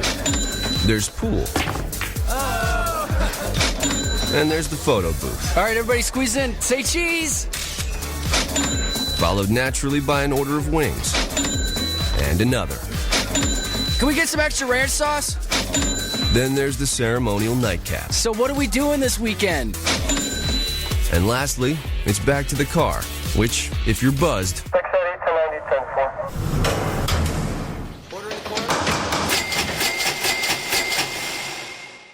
could be the most expensive night of your life. Getting pulled over for buzz driving could cost you around $10,000 in fines, legal fees, and increased insurance rates. Nothing kills a buzz like getting pulled over for buzz driving, because buzz driving is drunk driving.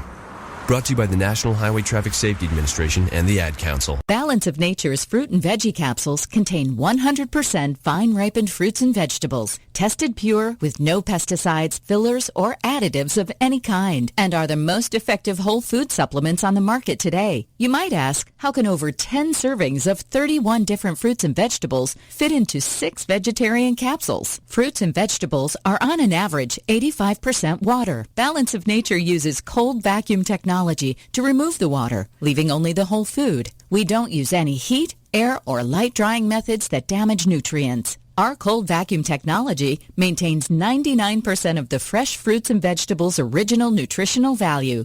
Along with diet and exercise, Mother Nature provides fruits and vegetables to help us maintain good health. To order, go to balanceofnature.com or call 1-800-246-8751. That's 1-800-246-8751 and use discount code TALK. Hey, KGRA family, are you looking to show the world that you're a true believer? Well, shop now at thesaucerbrand.com. They've got something for the whole family. Jackets, hoodies, shirts, and hats, and so much more. And now's your last chance to use promo code KGRA for $10 off when you spend $50 or more at thesaucerbrand.com. Your new source for official and authentic ufology-inspired essentials made right here in the USA. And don't forget, use promo code KGRA at checkout and get $10 off when you spend $50 or more. Believe in style and elevate your craft at thesaucerbrand.com. And look for them at the Alien Con, June 21st through the 23rd. Your contact for current news and trending topics. KGRAradio.com.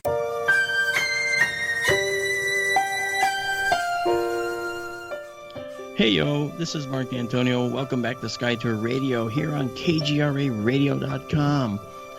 Phone lines are open. If you have a question, please do call. And keep in mind that we will also acquaint you with some of the other swag you can pick up. And we're not sure how we're going to work that out yet, but we'll get to it. Meanwhile, I'd love to just have Daryl tell us all about the transitioning sky from spring to summer, because that's coming up, and boy, it's exciting, and you'll see it all in Sky Tour live stream moving forward. Daryl, take it away, man. Okie dokie. Hello, everybody. I'm going to talk tonight about the sky as we transition from spring into summer. If you happen to catch last week's replay of Mark's show, we talked about, it was 3 months ago, and we happened to talk about the transition from winter to spring at that time, and now we're going to do spring to summer. You might remember I talked a while back about what's called the analemma, that skinny figure 8 you see drawn out in the Pacific Ocean on maps and globes, and that is the path of the sun in the sky over the course of a year. Well, the sun is now approaching the top of that figure 8, which is at the Tropic of Cancer. When the sun is as far north as it gets in the sky, it will touch the Tropic of Cancer, 23.5 degrees north of the equator. And summer will officially begin. Now, we've got less than 2 weeks to go until official summer. We're going to start at sunset, and the sun is right now in the horns of Taurus, okay? Most of the bright stars of winter have set with the sun in the last week or two.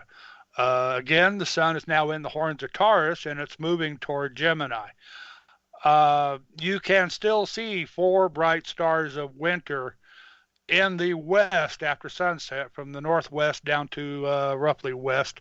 Capella in Auriga, Castor and Pollux in Gemini. You can see the stick figures standing up on the western horizon as soon as it gets dark. And Procyon in Canis Minor. Now, these are called the Arch of Spring, and they're setting not long after the sun. These are also the easternmost stars in the winter circle, you might remember.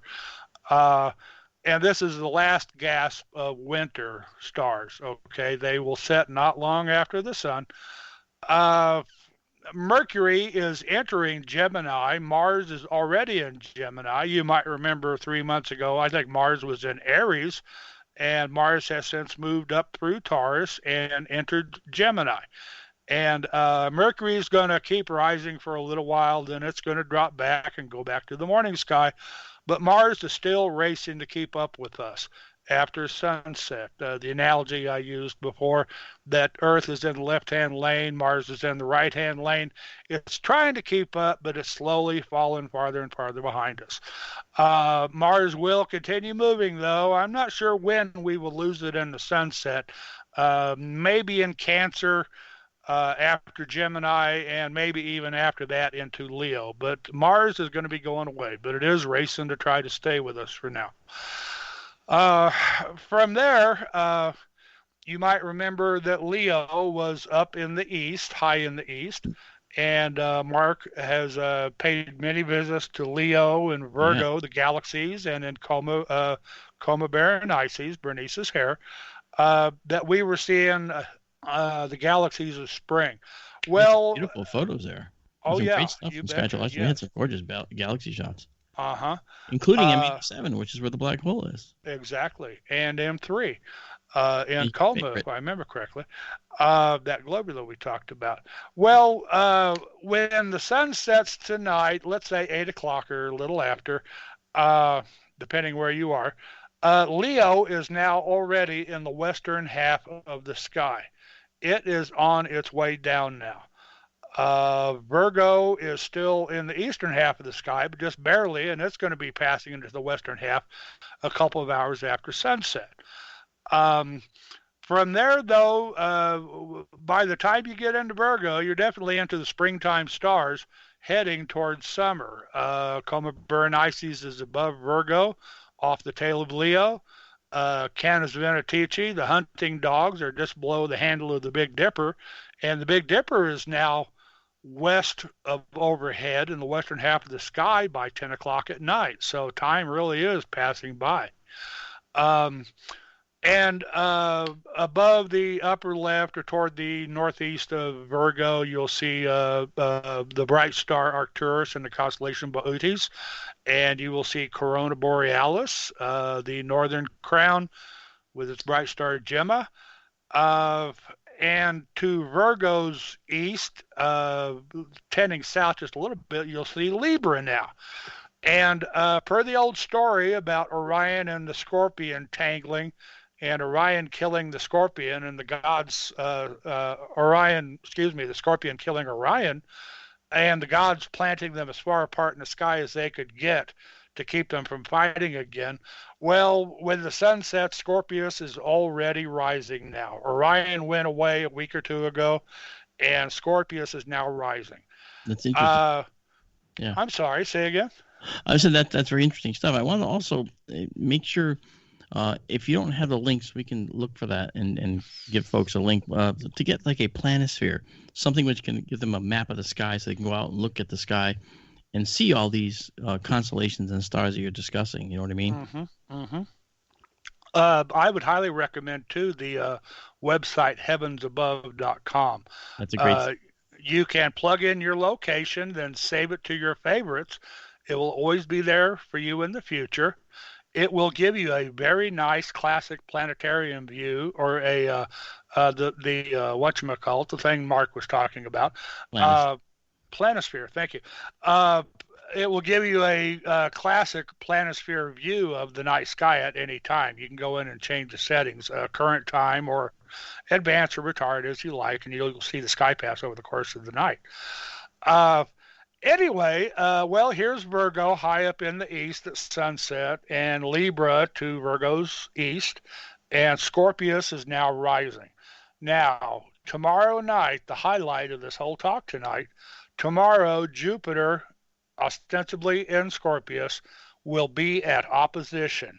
You may have heard me talk about opposition before. This is when the planets farther from the sun than Earth are at their closest, biggest, and brightest, and most detailed for the year. Jupiter will rise at sunset tomorrow night. It will be overhead. It will be on the overhead meridian at local midnight, and it will set at sunrise. It'll be 180 degrees across the sky from the sun, or opposite, and that's where the term opposition comes from. Again, this is when, you might remember last year, we had Jupiter, Saturn, and Mars hit opposition, each one like May, June, and July. Well, this year, Jupiter is, it's actually an Ophiuchus, the serpent bearer, but as far as the cycle of the zodiac goes, we'd say it's in Scorpius. And Ophiuchus sits above Scorpius, just above. It's a great big egg shape. That's the guy holding the snake in his arms. And a little farther toward the north, well, you'll see Hercules. Its shape is vaguely reminiscent of Orion, but it's much dimmer. And Hercules is where the M13 globular cluster, the best globular cluster in the northern sky is at. You can actually see it naked eye if you're in a very dark sky.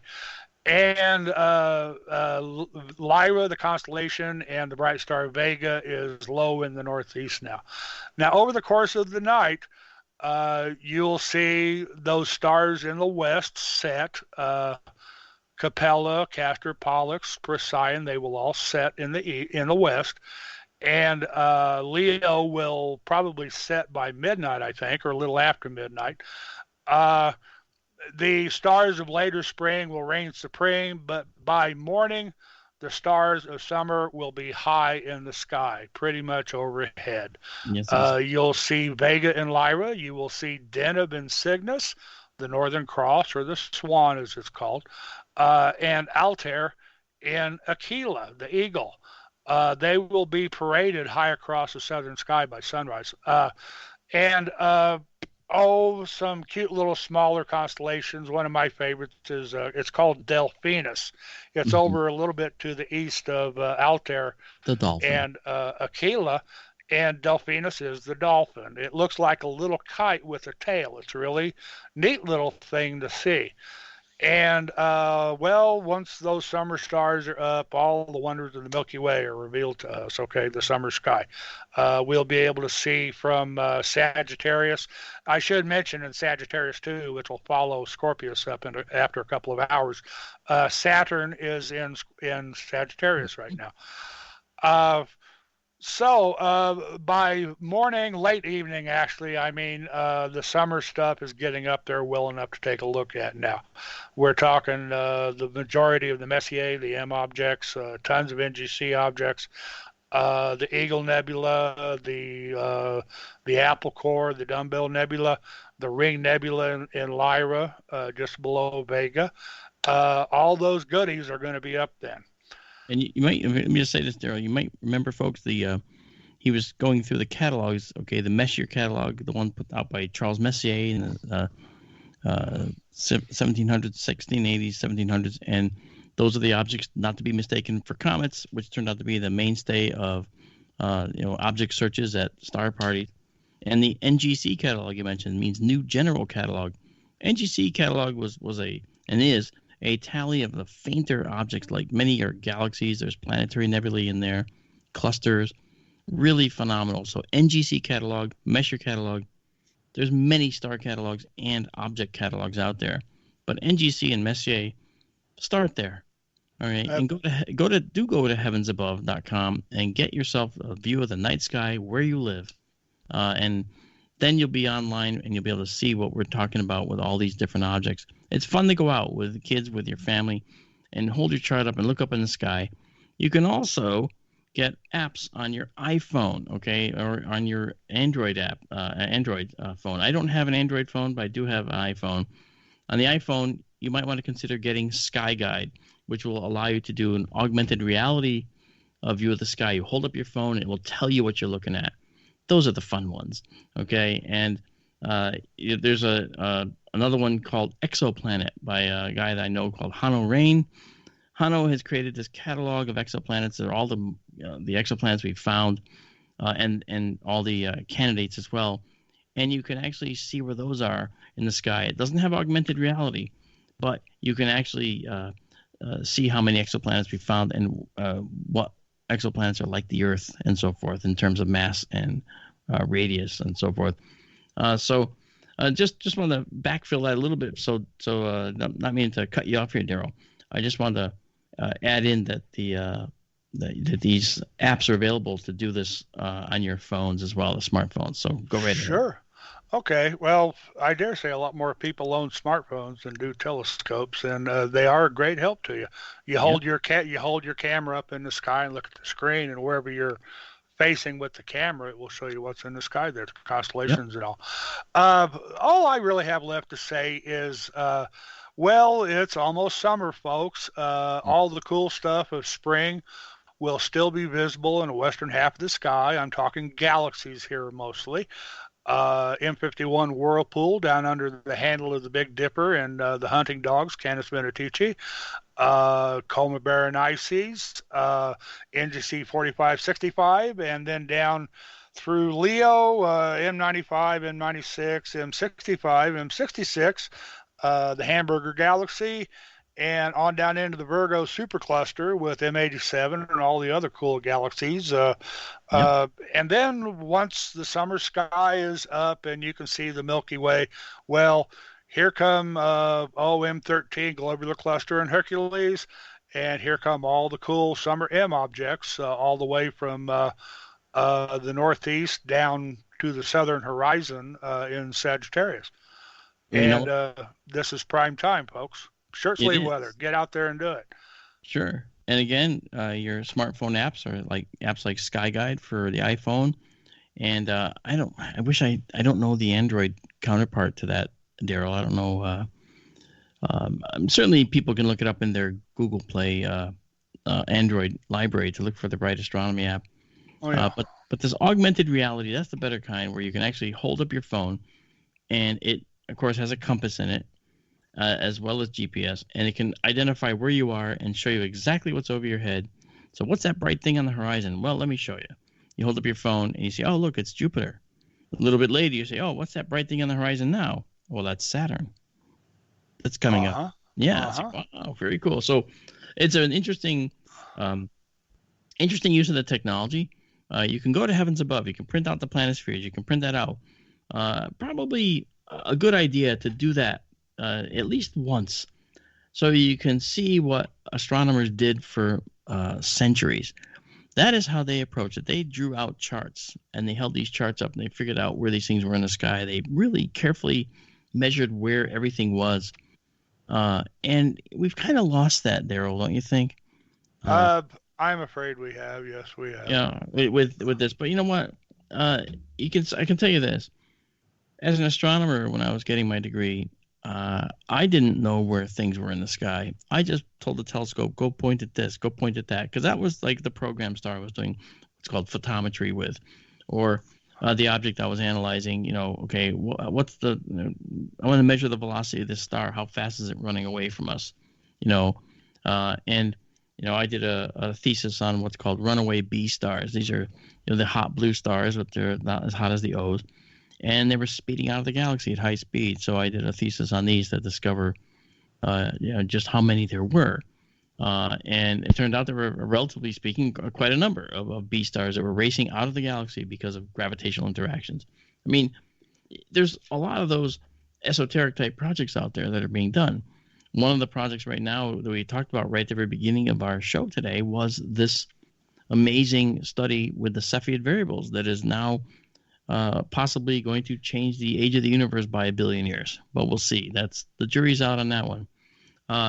Again, we have a few minutes left, but if you have any questions, give us a call. And our number is 85-KGRA-LIVE or 855-472-5483. Give us a call, and we'll answer your questions if you have any. Or if you want to just call to say hi, go right ahead and do so. In any case, I want to just mention that our findings that we've found with these exoplanets through Kepler alone now, this is just Kepler now. We haven't talked about the TESS results yet. TESS is actively finding planets. In fact, it's found its first Earth-sized planet, all right, in its study so far. And its numbers are going to keep climbing and climbing. But perhaps if we look at the old Drake equation that Frank Drake came up with, there was a number of factors that you put together, and you come out with a result that says basically how many civilizations are out there right now in the universe. It was always a very pessimistic view because we didn't know things like how many stars had active planets, how many stars, how many planets could survive through their rough periods, their technological hurdles. And there's a lot of teams that actually have done more recent studies with the Drake equation, and now we can answer questions like how many planets do stars typically have, or could they have? How many of those stars have planets that are in the habitable zone, which we talked about tonight as well. And so knowing that we have some numbers now, we actually can plug in values based on the number of stars in our galaxy. And that's a big one, by the way. We don't know how many stars are in our own galaxy. because we're inside the forest trying to look out of the forest. We can see other forests, other universes of stars, these other galaxies, and we can count the stars there, but we can't count our own. We're not even really sure how our galaxy looks. We think we know, but we don't know for sure. And so when we look out and try to count the number of stars in our galaxy, we think, well, conservatively, we have 100 billion stars. But we could have as many as 400 billion stars. All right. So you can see how the number of planets in our galaxy can go quite a bit higher. At the low end, there's one analysis done by, I think it was an Italian team of the Drake equation. They came up with 25 million Earth-like planets. And we mean Earth-like to say the same mass and rough radius as the Earth. We don't know if they have atmospheres yet, but roughly speaking, that means the habitable zone as well. 25 million in our galaxy alone. Now, that's the very low end. However, there are other estimates that say, well, we could have between 10 and 20 billion Earth-like planets in the habitable zones of their stars in our galaxy if the number of stars is higher than 100 billion. That's sort of where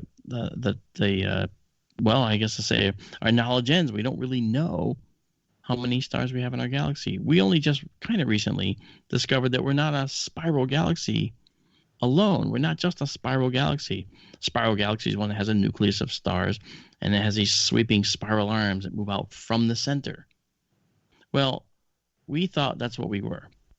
And then we determined that we're actually something called a barred spiral galaxy. Now, it means that it has a bar of stars, not in a round nucleus, but in a bar-shaped nucleus. Okay, think of a bar magnet. Okay, and it's sort of like a bar magnet shape in the middle of our galaxy. And it doesn't mean north-south pole; it just means the shape. That's all I care about. So like that. And off of the ends of the bar magnet, basically, is where the spiral arms come from and form off of. So maybe we are what we think is now a barred spiral galaxy. And that is a relatively recent finding in astronomy for us. But you see what it is? We're inside the forest. We can't see out because of all the trees, the other stars, and the dust, of course, that's obscuring stuff in the distance. So I think that when we look at our own galaxy, we have to consider that there's going to be many, many billions of other galaxies out there. Not only that, there might be up to 2 trillion other galaxies. Yes, trillion. Trillion. And so each of those galaxies may be, some are going to be much, much larger than our galaxy. Some are going to be a lot smaller. Some galaxies are what are called dwarf galaxies. For instance, the Magellanic Clouds that are attached that you can't see in the northern hemisphere, but are a staple for observers in the southern hemisphere. Those are dwarf galaxies. Those are small galaxies all their own that may have actually passed through our galaxy and collided with us. They might have looked very different. Perhaps the large and small Magellanic Clouds were all one cohesive dwarf galaxy that was split apart by our galaxy. We don't know. But that's another set of research. These have been our constant companions. Just like in the Andromeda Galaxy, there's 2 elliptical galaxies that go along with the Andromeda Galaxy. And those are Andromeda's constant companions. Andromeda is much bigger than our galaxy. And by the way, it's going to hit us in a few billion years. It's heading right for us. The local gravitational attraction, we'll see to that. And we'll probably pass right through each other. Our galaxy will be changed immeasurably to another different shape, as will the Andromeda Galaxy. And we don't know what that'll be. But see, the universe, again, everything's moving out there. Everything. And amid that, we are looking for life elsewhere. Alien creatures, perchance, are looking for other life elsewhere. May have found us anywhere along our evolutionary frame from the very first moments that these blue-green algae started spewing oxygen as waste which is kind of an odd one when you think about it, that we exist because we breathe bacteria waste. I always like telling people that, and they go, "Oh man, I'll never breathe again." Yeah, well, I think you will. Too much information. Yeah, right. Yeah, I'm kind of the king of that. Yeah. Yeah, but the bottom line is that we could have a tremendous amount of planets in our galaxy alone that are Earth-like and possibly have an atmosphere that's conducive to life. If there's life, there will be oxygen in the atmosphere, most likely. I've said this before, but greater minds than mine said it first. With all that out there, gosh, it seems like such a waste if we're the only ones. Very well said, and that's a straightforward, direct way to say it. And you're absolutely right. It's a very large universe. We can marvel at all the wonders that we see from down here on this little planet that's rotating at about 1,000 miles an hour at the equator. And for the flat earthers out there who want to say that isn't true because we'd fly right off, and they demonstrate it by flinging a ball that's wet in the air and saying, "Look, the water falls right off." I say, look, don't be science free all your life. Why don't you actually pick up a book and learn the physics, learn a little bit. It doesn't take much. You don't have to be a rocket scientist to understand why the Earth can hold down the water on the surface, for instance, as it's spinning. But even on this planet that we are living on, we have a wealth of knowledge that we've learned just by observation. If you think about it, we can't really touch any of the things we observe in astronomy, can we? I mean, not for the stellar stuff, not for nebulae and stars. No, we can go to a planet. Sure. We can visit a moon. We have. We're going back, I'm sure. We'll be to Mars. We'll probably colonize Mars eventually. And maybe we'll help Mars terraform by adding a false magnetic field in the Lagrange point, that is the parking spot in space that's between Mars and the sun, and allow the magnetic field of this fake generator we make drape over Mars and give Mars the opportunity to let the oxygen that it still creates and the water vapor that it still creates stay in its atmosphere and terraform Mars all by itself. That's a future project, I think. So anyway, we have this marvelous universe, and tomorrow, if it's clear, Sky Tour Livestream will broadcast Jupiter. Jupiter is in opposition, as Daryl said, and the neat thing about Jupiter is the Great Red Spot is unraveling. It is. Look that up on Google, folks, and check it out. There's some beautiful photos taken by amateurs and professionals. The Great Red Spot may be no more, all right, soon. Anyway, I want to thank you all for joining Daryl and I tonight on Sky Tour Radio here at kgraradio.com. Hope you folks have a wonderful evening, and don't forget, keep looking up. Night, everybody.